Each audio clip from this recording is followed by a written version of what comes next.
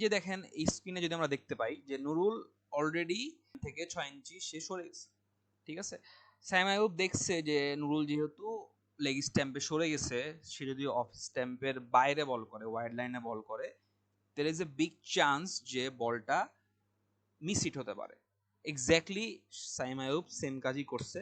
আর আমাদের নুরুল হাসান সোহান সে ক্যাচটাই দিয়ে আসছে, ঠিক আছে। আপনারা বলতে পারেন যে না 6 হয়ে যেতে পারতো, বাট সোহানের যে পুরা ব্যাটিং এর কোন সময় মনে হয়েছে ভাই যে সোহান ভালো রিদম নিয়ে আসে, বা সোহানের ইন্টেন্টটা এমন যে ভাই ম্যাচ জিতাবো।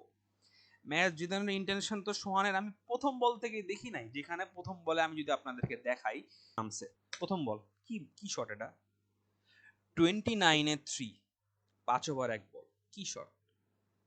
সো আমার কাছে মনে হয় না যে আসলে ও ভাবছে যে এই ম্যাচে আমি জিতাবো।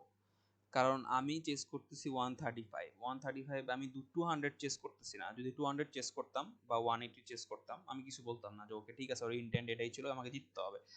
তো বাট এই ম্যাচে তো আমরা 135 চেস করতেছি ভাই, আর তোমার অলরেডি 3টা উইকেট পড়ে গেছে পাওয়ার প্লেতে। আমি তো এভাবে এসেই প্রথম বলে মারবো না, তাই না?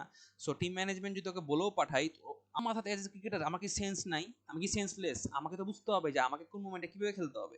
এখানে আমার 29-3, এখানে আমি যদি প্রথম বলে চার্জ করতে যাই, এটা টপ এজ হয়ে আউট আউট হয়ে যেতে পারতো, তাহলে কি করতো? বাট ও খেলা দেখে আমার মনে হয় না যে ও আসলে জেতার জন্য নামছে, ও জাস্ট নামছে খেলার জন্য, যে আমাকে এতদিন খেলাই না, ম্যাচকে খেলবো, আমার যা ইচ্ছা তাই খেলবো। সো আমি এটা নিয়ে আর কিছু বলতে চাই না। নুরুল হাসান সোহানকে নিয়ে গেল।